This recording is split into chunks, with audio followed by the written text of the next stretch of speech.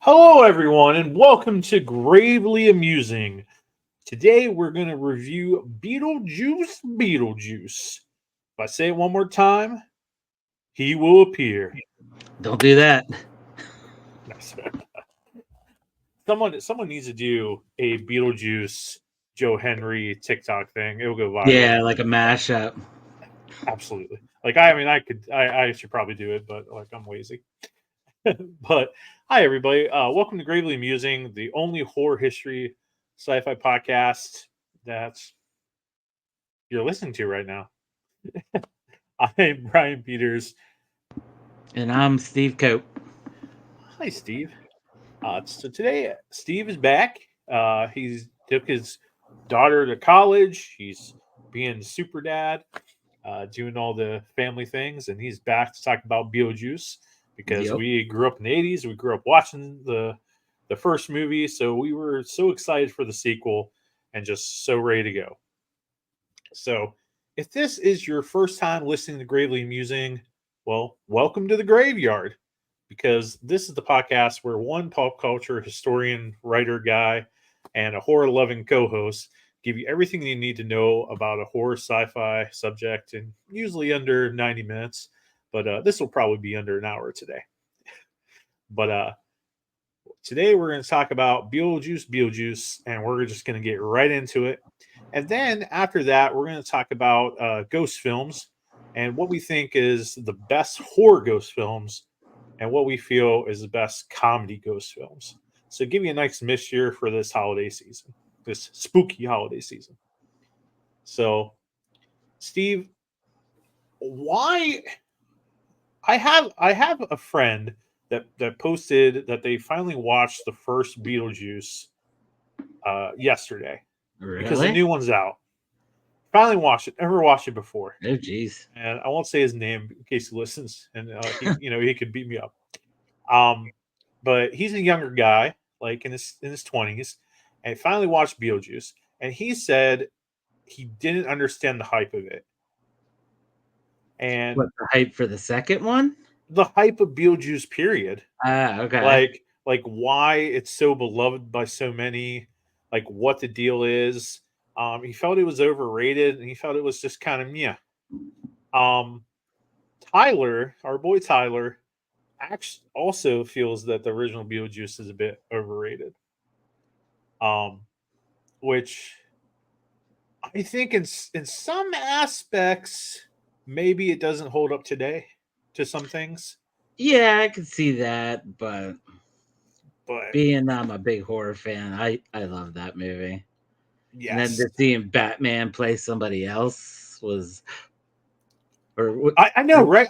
I think that's what does it. I think that's what sells it for us because we grew up with Keaton Batman, and then and that was done by Tim Burton, and then you hand us this ghost movie, this ghost comedy, and then there's Michael Keaton again. So, and we're from Pittsburgh, so like I think that's part of it, and I think like the practical effects and just like we're strange and unusual. Yeah. I think maybe that's part of it. But the first Beetlejuice, um, people need to understand that Tim Burton directed Beetlejuice. He did not write this movie. He did not create this character. He did not create this world. He Huh. just directed it. So, like, it's kind of like the flip side of Nightmare Before Christmas because Nightmare Before Christmas, he did not direct it, but he created that world. Where Yeah. Beetlejuice, he just directed it. He didn't create the world. Hmm. So a lot of people are like, "Oh, well, it's Tim Burton, Beetlejuice." No, no, no, no, no, no, no, no. He just directed it. So kind of I like did not how know he that. directed Sweeney Todd. Like he didn't create the story of Sweeney Yeah. Todd. So Beetlejuice was actually created by Michael McDowell and Larry Wilson. And other things that Larry has created, at least, is Larry wrote the Adams Family of the '90s, which we love so dear, and he wrote some Tales from the Crypt episodes, and and stuff like that. The Little Vampire, a little kids movie. But Michael McDowell, I'm not sure what else he wrote. Um, but yeah, so that movie, the original movie, was made and for $15 million, and it made about 75 million. So it did fairly well, and it's a huge cult classic. Very quotable, very memorable. So, in your opinion, I mean, we both saw the sequel, but in your opinion, did the movie even need a sequel? No, I don't think so at all. When we get into the review of the second one, you'll hear. But no, I think the first one holds up on his own, and that's it. I totally agree. I don't think it needed a sequel. No, not at Like, all. um, and in my opinion, before non spoilers or anything like that, going into this movie, I felt that what needed to happen, for if anything, was explaining like more of the afterlife, like more of why there's sandworms, why they go to Saturn, where Beetlejuice really came from, like how he became what he became, a bit of his story. I wanted to look. I wanted more of that, and I also wanted to see just more of the afterlife, because Yeah, in the Beetlejuice cartoon we see that afterlife and we see all these crazy things, and I wanted to see more of that. So yeah, and my next question to you is, and maybe I should ask this later, but I'm just going to ask it now. all right. Do you think, after seeing the second movie, that we should have a third movie to finish out the trilogy? Um, I mean, some people will say yes, but after seeing this movie, I don't know your opinion, but I think they should just put it away. Like, no. If it's gonna be done by the same person, like that did the second one, no, not at all. No. So you wouldn't want Tim Burton to do the third one if he did Not a and third one? when we get into the review of this one, I'll let Okay, you know more. sure. But yeah, you'll understand more of my mindset whenever we get to that review. Okay, that's fair. Um, so yeah, let's get right into it. Um, so from this point on, there's going to be spoilers. Yes, spoilers, lots of spoilers. Spoilers. Okay. So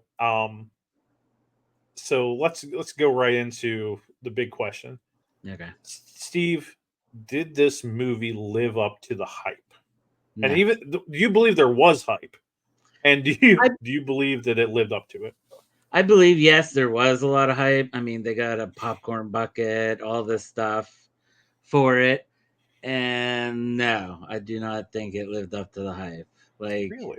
in Okay. my mind, I was disappointed more than I was excited. Okay. Just yeah, it didn't do like that's why I say no third one. It's kind of like The Crow for me. Keep the original, don't do anymore. Did you see the new Crow yet?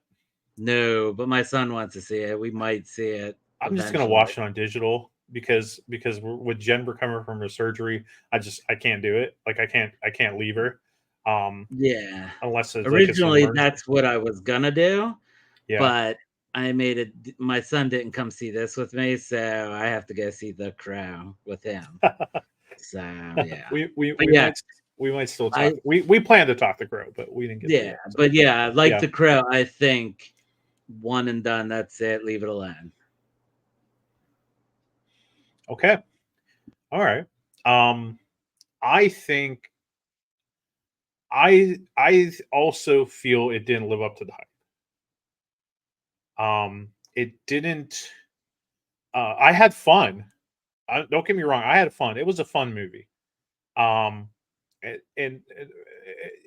like you texted me, man. You're like, "Oh, I have lots to talk about. So, but I had fun. Like some parts were fun, but I think overall it it didn't live up to the hype. Hollywood just has this habit of like we can't come up with anything new, so we're just gonna reflush old franchises. It's why like I can't understand why Ghostbusters Afterlife did so well, but Frozen Kingdom couldn't. But you can go back to our podcast that we dropped in March, and we told you why. It's because they put too much new stuff and didn't use the stuff that they already established in Afterlife. But Beetlejuice didn't need a sequel, but I almost feel like we're going to get a third one, and because of how he titled it, like Beetlejuice, Beetlejuice, Beetlejuice, Beetlejuice, Beetlejuice, Beetlejuice. Yeah, it would Like fit. it fits completely. Um, but there were aspects of this movie that were fun. Um, and I'm going to break down every cast member and what we feel. Um, but overall, yeah, I think we both agree it didn't live up to the hype. So, um, so let's just break down every character if you don't mind, and Yeah, what no. you thought of all of it. So let's go right here. So right away we had Winona Ryder returning as Lydia Dietz. Um, do you think that her character changes and all that stuff? Do you think that they were good for the story? Do you think that like Winona's kind of sucked in this movie? No, I think that's how I expected Lydia to end up older in this thing, being a host of a ghost show, being able to still see them like from all those points of view. But yeah, no, I think she was fine. I mean, we'll get to this character later, but her by herself, I think, is what I would expect Lydia to do. So, Yeah, I mean I don't want to ruin the whole movie for everybody. I mean we pretty much probably will, but um Lydia is now, because she's able to see ghosts as a teenager. Now that she's older, she hosts a show called Ghost House, and she basically goes. It's like Ghost Hunters, but she's actually talking to ghosts, like really actually talking to them. She does actually see them, even though people think she's a fraud. Um, and she's kind of like Winona Ryder kind of played her like an old spinster character. Um, she she's very nervous. She's still not like sure of herself as a person. And we find out that she did get married to some explorer guy, and they had a daughter named Astrid, who's played by Jenna Ortega. And he left her. I can't remember why they got divorced. Um, yeah, I don't but know why they got divorced. I don't think they ever did get divorced. I think because she said their relationship was over long ago.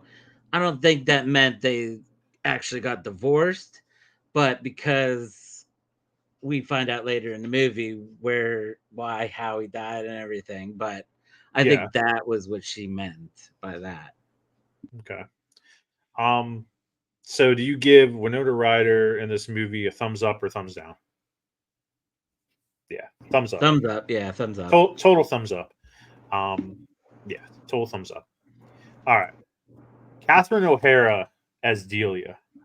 So we remember that Catherine O'Hara is Lydia's stepmother.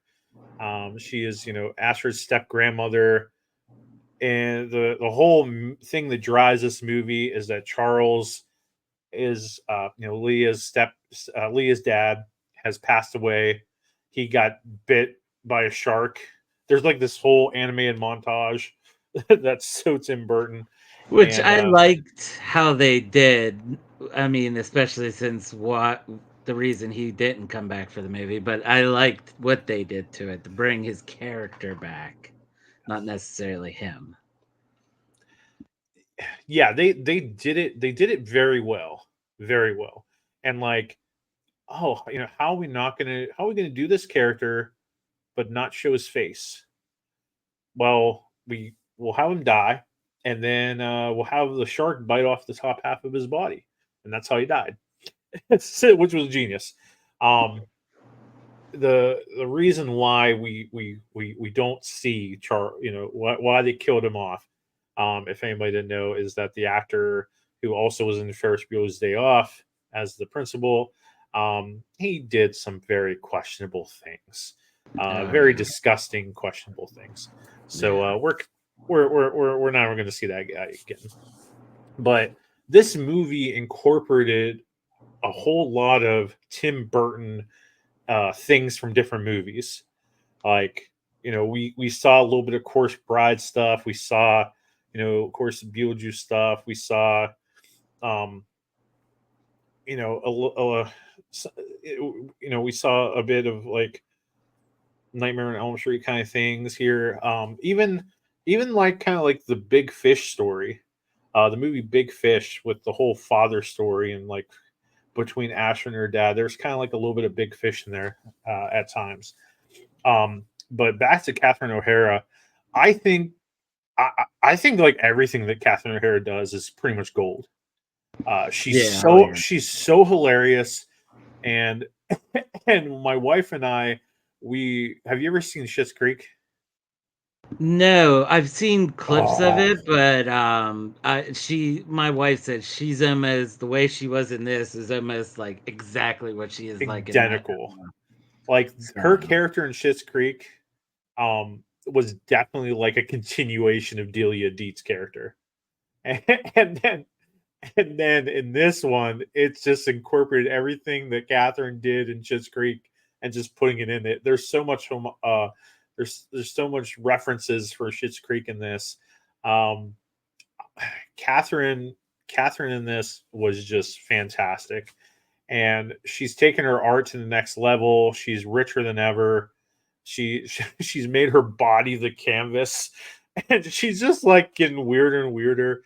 Um, and and something happens with her character, which I actually not going to spoil that part of the story, but yeah, it's great. Catherine O'Hara, two thumbs up, like oh yeah, she hit it perfectly. so fantastic. So yeah, I Um, agree with you.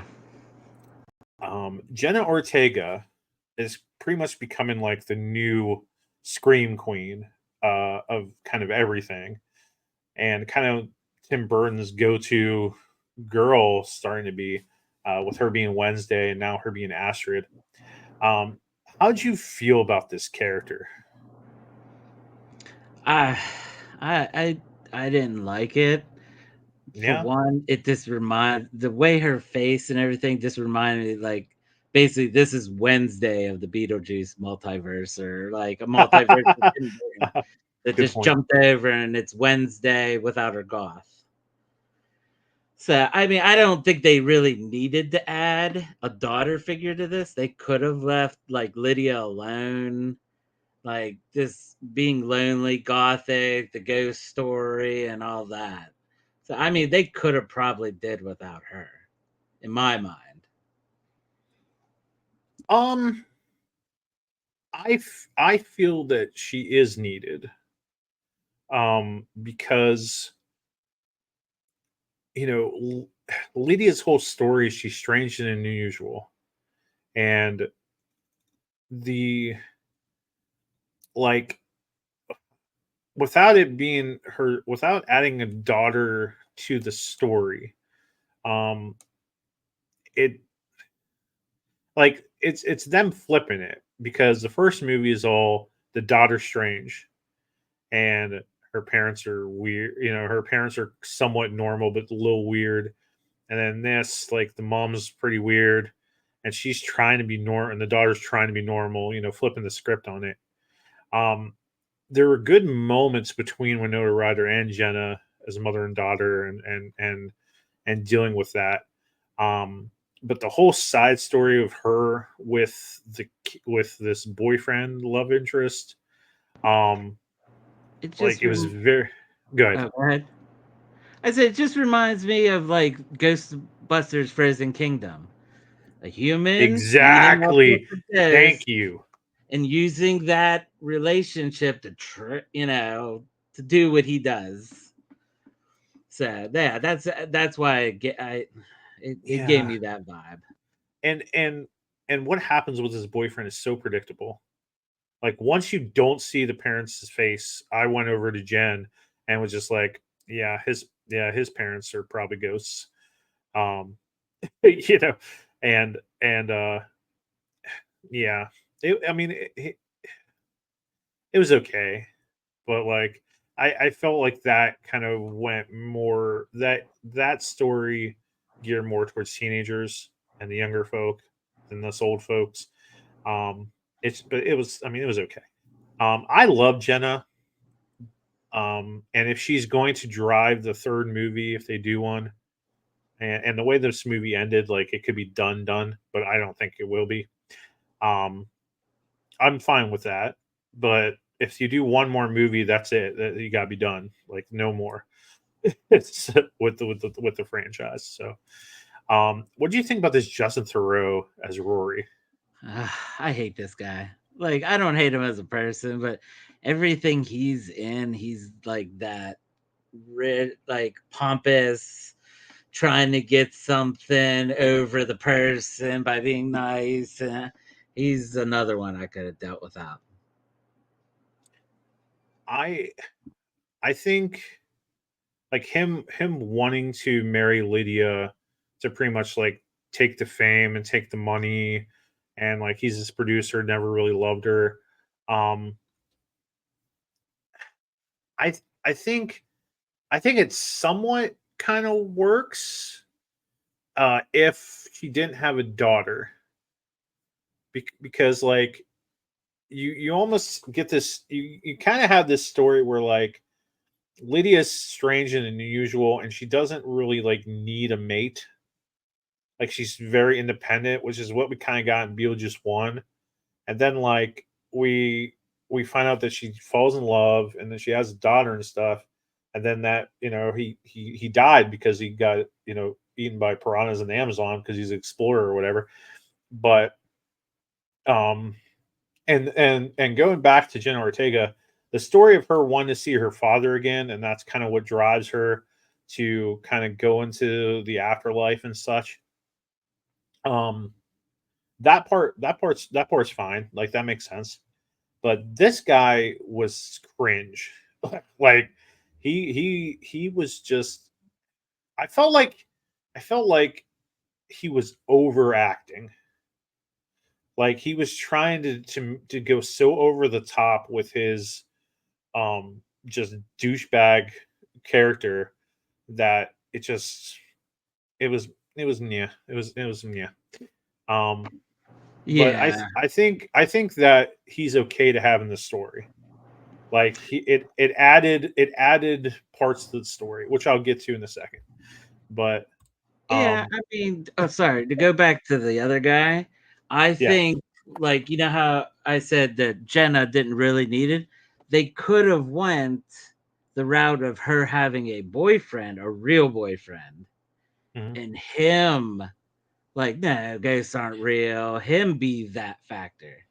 Because I never really considered Beetlejuice, like, for kids MS, because I know when I watched it as a kid, I got freaked out by a couple of the creatures and stuff. Okay. So, When you were a kid, what scared the crap out of you? What freaks you out? phew, man, it probably. There's one scene in particular that Oh when man, I I was a haven't kid, seen it in every so time long. I want when to they say probably the lady with the throat and stuff, the main headmistress or whatever. okay, Juno, Juno, you're a caseworker. Um, the scene that always got to me as a kid was definitely when they go into that room in the hallway, and it's like this is the lost souls room. Oh That always yeah, scared me. Yeah. yeah, I Um. remember that now. Yeah. But we'll get to it. What do you think about Bob and the Shrinkers? What's up? Yeah, I again, I think it was too much. Like, this movie just felt too Nickelodeon for me. To Is how Nickelodeon. I'm gonna be like, because they didn't need these guys in here. Like, I like Bob if Bob was by himself, but to have all those other ones, and Yeah. then Yep. later on in the movie, like they escape, but they don't ever say what happened to him at the end. They don't say what happened to him, and like, and as it was happening, I'm like, oh, okay, so now we got like how like underworld going into the real world. We have this threat we're dealing with, but they didn't do anything with it. No, they just showed him getting snacks and riding a bike, I think one was. And then that's the last you see, other than Bob, of course. That's why I like Bob by himself. Just none of the other ones. Being the Nickelodeon, I love that. Like that, yeah, I'm with you on that. Um, yeah, like when we last left Beetlejuice, he got his head shrunk, and he was next to Bob, whatever. They don't do anything with that in this movie. Like we don't know how he got his head unshrunk, but they don't do anything with it. So okay, but I didn't. I'm with you. I think like one shrunken head dude, and that's all you really needed. So Well, I'm with you. Bob isn't the one that shrunk Beetlejuice's head. You remember it was an Indian guy, Oh yeah, like it was. a ritualist priest of some Yes. sort, and he sprinkled dust on him, and that's what shrunk his head. So Bob could just be another person he shrunk. Well, I was figuring that Bob was the other shrunken head in the waiting room in the first movie. Like Bob was the original, Ah, okay. because the Yeah, voodoo Voodoo, guy is yeah. yeah, but But no, yeah, yeah, this Bob by this was himself good. this was a lost opportunity in my opinion. Um, okay, here we go. Now we're getting into the nitty gritty. Um, okay, these two are kind of going side by side here. Okay, so what we find out in this movie is we get a little bit of Beetlejuice's history, mainly with this woman. And we find out that this woman, Dolores, she was basically like she was like a cultist of a soul sucking cult. And basically Beetlejuice does this whole montage speaking in Italian for some reason, I guess because she's Italian.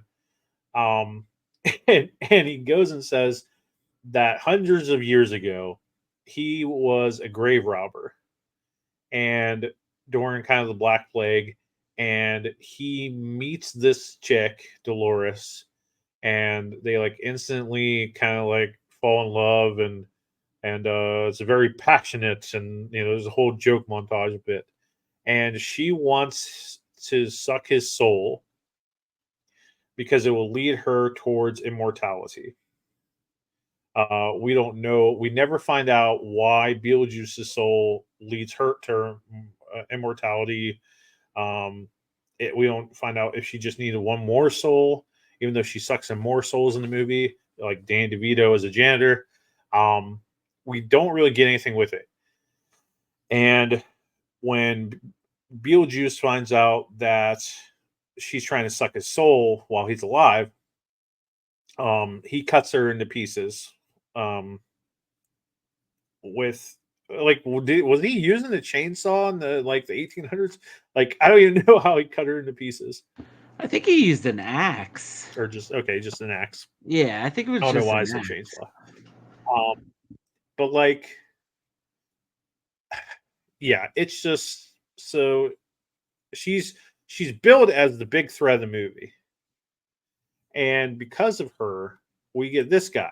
So we get Willem Dafoe as like an actor who played a cop in the real life, and he did all his own stunts, and he blew off like part of his body, his brain, with a grenade while doing a stunt. So Willem Dafoe plays this detective in the movie that's trying to hunt her down, hunt Dolores down, and and all that stuff. And he's looking for Beetlejuice because Dolores is looking for him. Um, what do you think? Go ahead. I These, like what they started with her.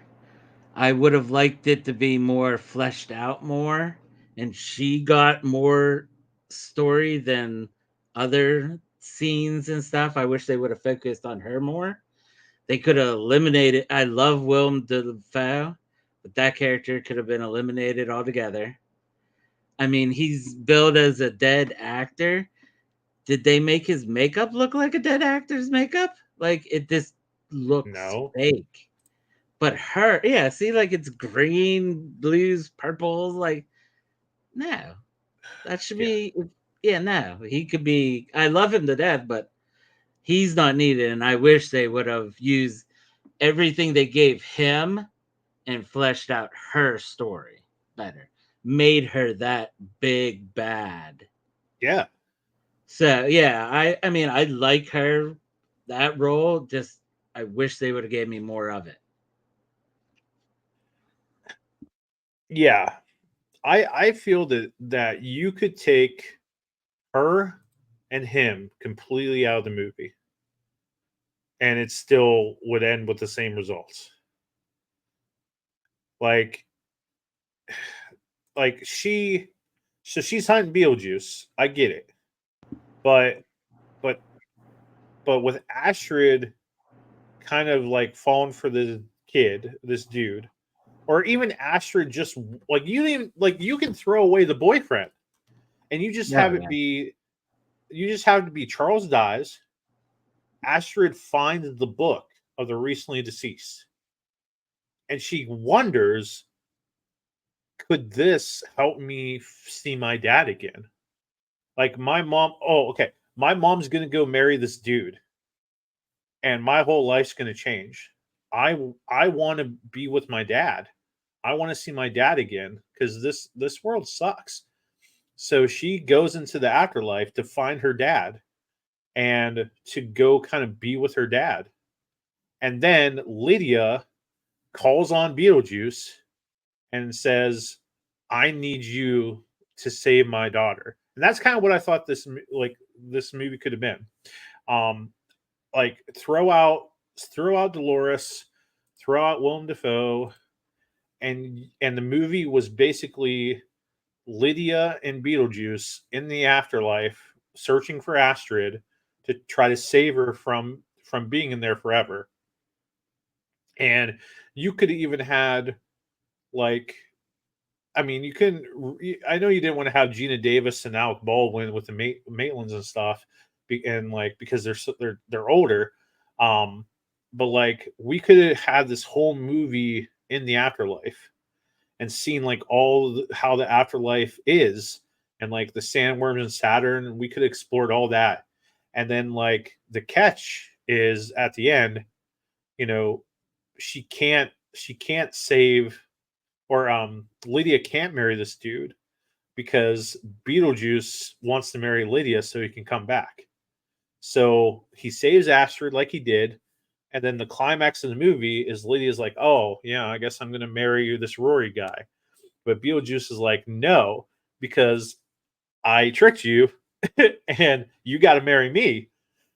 That's why I saved her." You know, and then there's that whole thing of like, what are you gonna do? Um, that's all the movie really needed to be, in my opinion. see, you're going kind of like uplifting and kinda. I'm going more like dark, where I think they keep her, get rid of all his crap, like all that stuff, and have you could even have the boyfriend in there, but just like Afterlife, maybe have him get Lydia or Astrid, and she uses Astrid to get the Beetlejuice, and make her Yeah, that would make that works her too. a bigger villain. It'd make her more like, oh crap, we gotta watch out. And none of his stuff would have been in there. They didn't even have to make him a murderer, the kid a murderer or anything. Yeah, I mean, I did like that kind of twist. I didn't see that coming. I didn't. I just figured his parents were dead. Yeah. But Yeah. I think that would have made her a better villain. Maybe having her going after Astrid, who is going after her father, and then you could bring the dad in a hero moment, and then get your uplifting, and then I mean, a sandworm killed her. That's it. Like, oh, spoilers again. Sorry, spoilers. But like, they just did her wrong. I think she could have been a good villain if they would have taken out stuff and focused. So what you're trying to say, my friend, is you're trying to say that this movie had so much going on that they needed to pick a topic. Do you want this to be dark and spooky and have this villain, or do you want this to be uplifting and a mother daughter story? Yes, exactly. Or Well, Nickelodeon Nickelodeon. or adult type more. That's how I went, and they definitely chose Nickelodeon on this one. Yes. Just too much singing and dancing. Like, why does Oh, every single movie have to have a singing part? Which isn't even him singing. He's speaking in languages and singing in other people's voices and dancing. Why do all these new movies have to have that? Like, that's why I'm worried about this Joker movie. oh yeah, because that's definitely going Uh, to happen. oh, yeah. I just don't understand why we need all that. Yeah. Um, that whole wedding thing where they're flying in the air, that whole scene, what the f was that? It was, my wife was like, man, this is going on forever.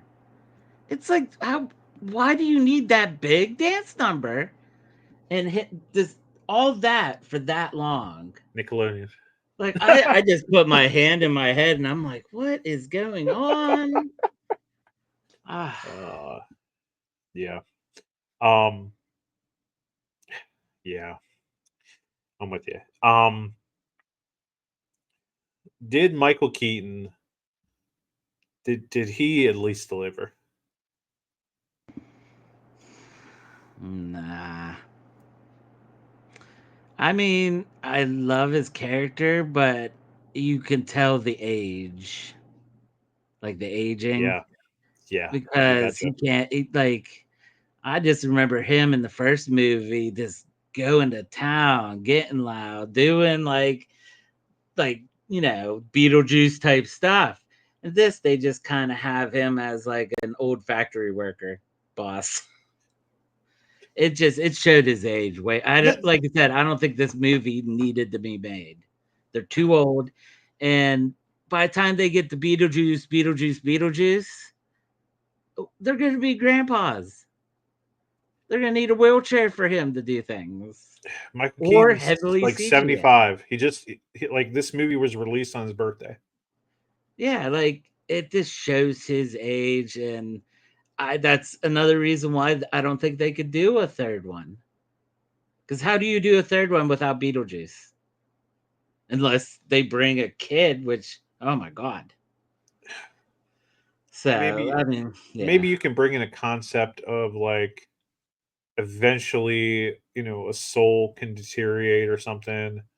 Um, I don't know, but him like leading the call center and him like still kind of doing echo terrorism, whatever, exorcism, whatever, bio exorcist.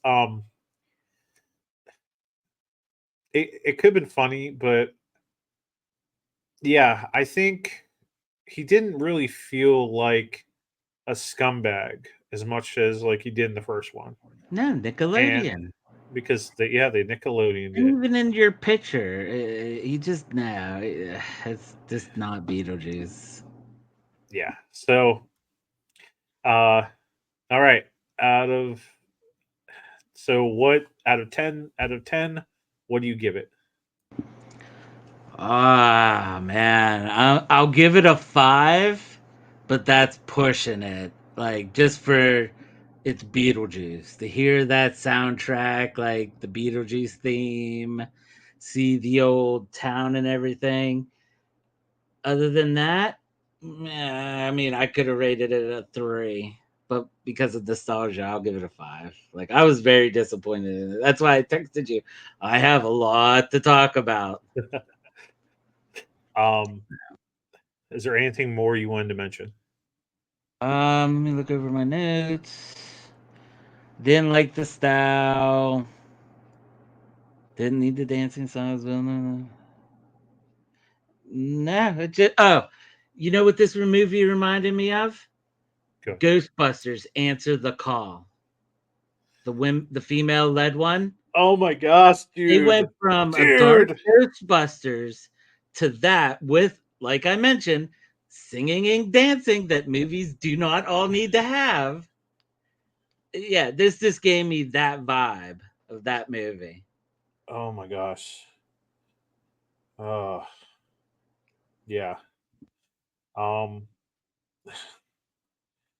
yeah, man, dude, yeah. Yeah. Okay. Yeah, I'll give it to you.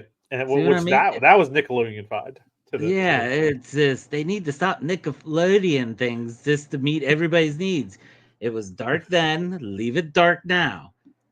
If you're gonna do a sequel 1,000 years later, you have to make sure you hit the nostalgia on everything if you want it to get better, in my mind. If you want to do that. Like, I was disappointed that I went to the movies to see this. I could have waited for a free on my TV type thing. But yeah, this terrible. I hear you. All right. So move this here. Okay. Now, uh the what we feel are the top 3 best comedies and top 3 horror movies. So, um, What are we going with first there, boss? so let's go. Let's go with comedy first. So I'll shoot mine on there first. Okay. So the oh oh darn it, hold on. Wait, why is it doing that? Yeah, this Uh, was a tough list to make because you could swing anything towards ghosts. Like, you have your serious ghost movies, you have your horror that lean more into the horror, and like we're about the list, you have the comedy ghost stories. So it's really hard to take all these ghost movies and just make a list out of it. So people, these are just lists that we just kind of narrowed down. narrow it down. So And I try not to copy yours. yeah, we don't know each other's list We at don't know each all. other's lists, but this is what I feel. What I feel are like the top 3 that that I like. All right, so my number 3, as I try to share this, yeah, my number 3 is Casper in terms of comedy. Um, Casper, Casper, just I remember when it okay, so it's just showing that one thing. Um, it's I remember when it like came out in VHS and stuff, and just like I had a big crush on Christina Ricci, and um, and Casper just it has so many like comedy beats in it that are just kind of subtle that as you get older you like realize. I mean, it had Dan Aykroyd in there as a cameo with Ghostbusters. It had that like priest comedian that was like, no problem, no problem. I can exercise this. It's just it's really no problem. I've seen a guy do it, and I could probably do it. you know, um, and and just the uncle's ghosts, the comedy's good there. The story of him losing his wife and like that's kind of what driven him. Um, Casper just wanted to be a real boy. You get a little Pinocchio story in there. And I still think that the CGI still holds up today.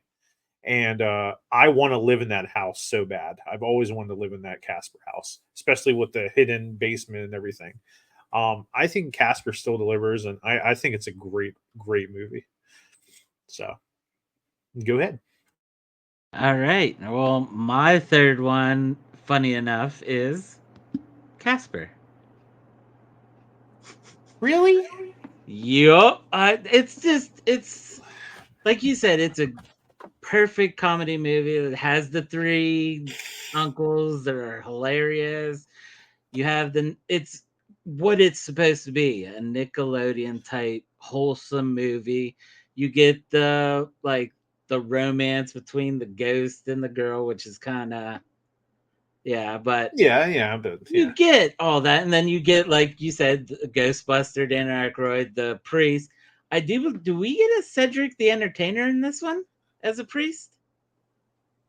I Or am I thinking of I another ghost I comedy? don't remember. Probably another ghost comedy. Probably But a I scary mean, movie, but this this is another one that I may not touch just because it was just so good. The CGI was good, like everything about it was perfect, I think. Like I love this 1990, movie. 1995, I like love this movie. top And I tier. think they even had like dishes and bowls from McDonald's for this. Yep. So, Uh, but yeah, this would be my third. yeah, this movie's great. I love it. Um, all right, my number two. Uh, my number two movie. And hold on one second. Move this. My number two is maybe is this The Ghost and Mr. Chicken.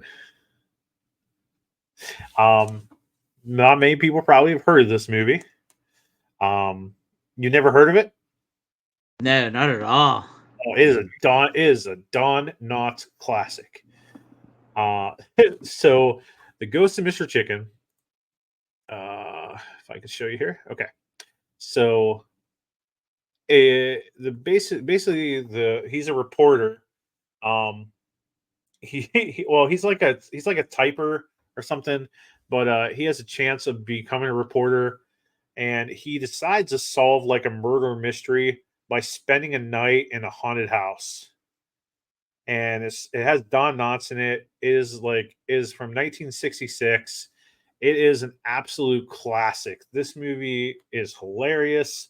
It has so much heart in it, because it's just like good for the whole family. But and Don Knotts playing like the scary cat character. It's just it just works. And I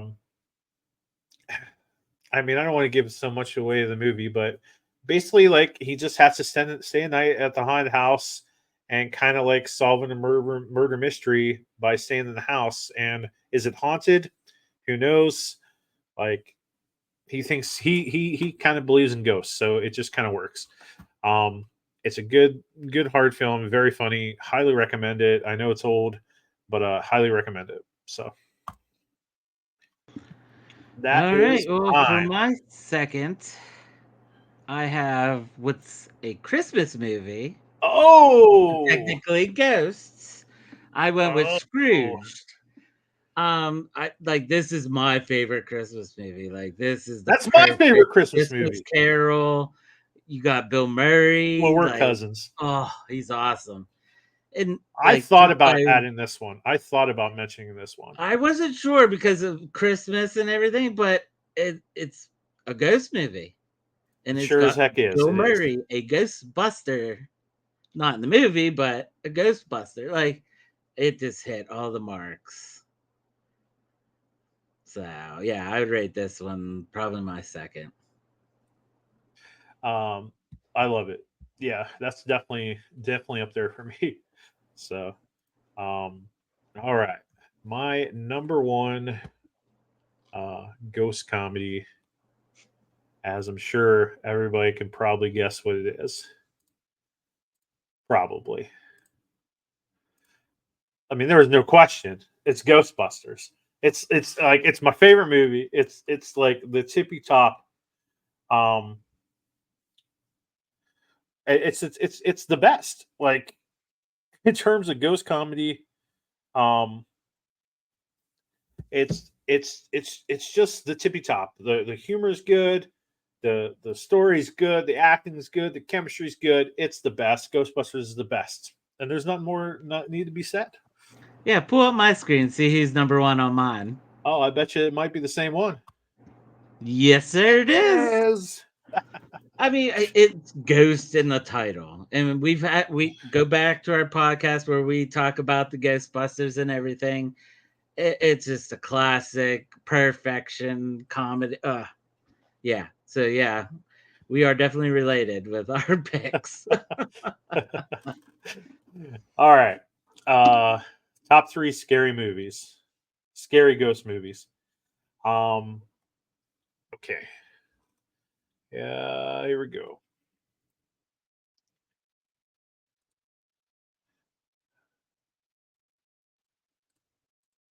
This is And my third one.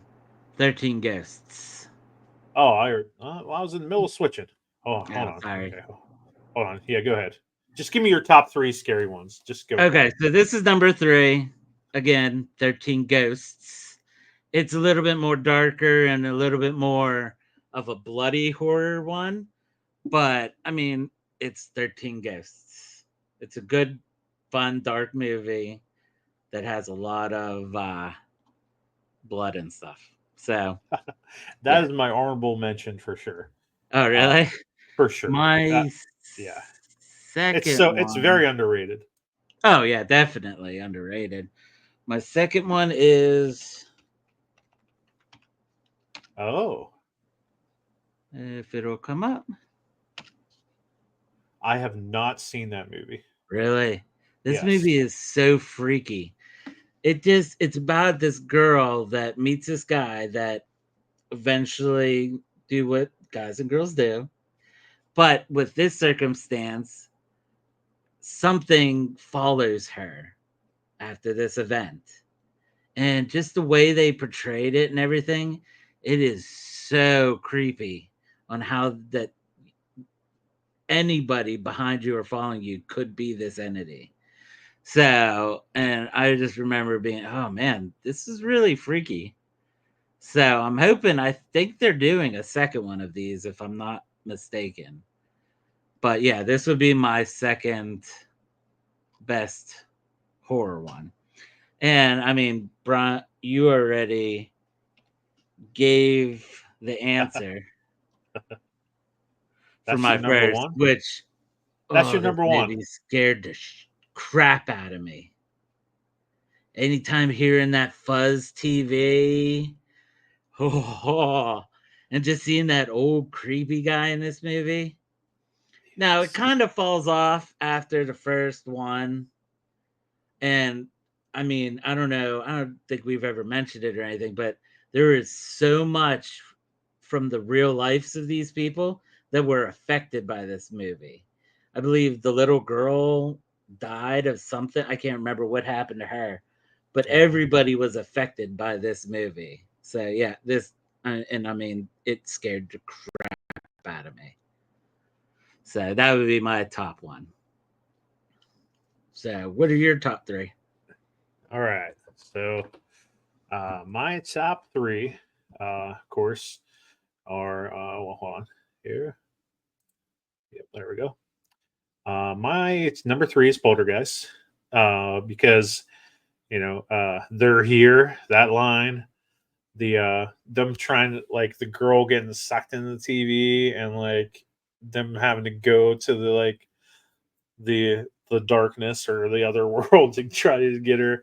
The old lady with like how she talked, like carry on, carry on. Crazy. And Spielberg did this movie. Like also need to with that. Like this is a horror movie done by Spielberg. It's great. Like this movie is great. So that's my number three. And then my number two Uh, oh, hold on. Hello. Uh-oh. My number two in terms of ghost horror movies is The Conjuring. And I now Conjuring is iffy because it's there's like a witch's curse in there.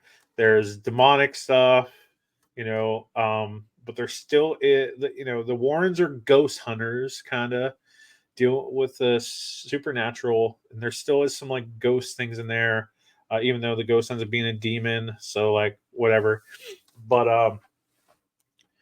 I don't like demonic possession movies. That's like the one level horror movie I'm not very good at. But this movie scared the bejeebus off of me, and I might have watched. Yeah, I did watch The Conjuring 2, I think, and that wasn't as good as this.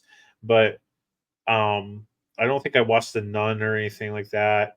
But like this movie was just like perfect all around. I mean, it's James Wan. He knows how to do it. This movie just, whew, yeah, it's up there. Highly Yeah, recommend I it. love those movies. I mean, I love anything horror, like, but this series and another series, this oh, I love all of it.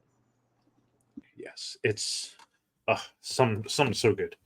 Um, and the number one ghost horror movie, the number one is without a doubt The Shining, like without a doubt.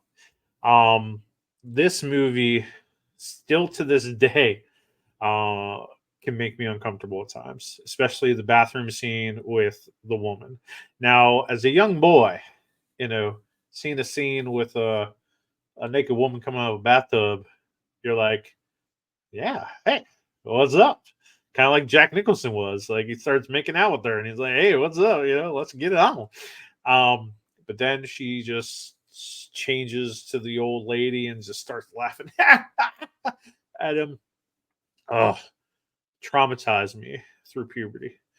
Uh, you know, um, it's not the same as the book.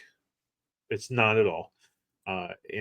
Stanley Kubrick kind of did his own thing, but this movie still holds up, still terrifying, still one of the best Stephen King books there. And when we'll delve into it when we get to the 80s, and greatly amusing, but like it's it just holds up. It's so terrifying still. It was one of the greatest horror movies of all time. That's one I have yet to see.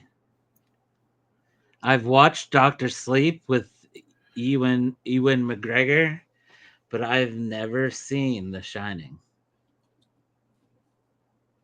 What? Yeah, that's one of the ones I have yet to see. I've tried to read the books, and I mean, I'm not a big reader, like, but yeah, You have all I've these never books, but seen you're that not a one. big reader. Huh? You have all these books, but you don't. You're not a I big reader. read them. I'm just not very fast. I get bored very easily of reading, and it puts me to sleep. But yeah, I mean, for some honorable mentions, like I had Sixth Sense was a good one, but Sixth it's a Sense more definitely honorable serious mention. note. Yeah. Um, Field of Dreams is another one because of the Ghost baseball players. Yeah. A little family thing there. Yeah. To get into more female movie, Just Like Heaven with Reese Just like Witherspoon heaven. and our Hulk of today, Mark Ruffalo. My wife loves that movie. And I don't know, did you ever see the movie White Noise? With Michael Keaton. Yes, about the EVPs and stuff. Um, maybe. It was pretty good. It was more to the serious note, but like it was hard. I mean, because like it's like you said with The Conjuring, is a demon, which curses, what? Just like Insidious is the same way. With I believe that's made directed by Lee Wannell, I believe. Um, but yeah, it was very hard. Like you could have named Sinister, you could have named Mama, Grudge, House on Haunted Hill, both versions. Like there were so many ghost movies out there. Yeah. And then you got TV shows, Ghosts, I think is on ABC or something like that. So, yeah. But yeah, I found your list really good. Other than I Thank you, didn't see sir. Shining. You had a good list as well. I can't believe you didn't watch The Shining. Um, It just but never piqued my interest yet. it's a great one. So that's our talk of ghost movies and Beetlejuice Beetlejuice. So, in conclusion, Beetlejuice Beetlejuice just didn't deliver for us. No, not at But all. I but wish I would have saved my money. yeah, yeah, in our opinions, save your money. Save your money, Um, yeah. so if you like this podcast, be sure to leave a 5-star review and follow and subscribe on the podcast player of your choice and on our YouTube channel, and tell your friends about us. I have been Brian Peters. And I'm Stephen Cope, and never mention the name 3 times. We hope this podcast thrilled you. We hope it shocked you. And if nothing else, we hope it left you greatly amused.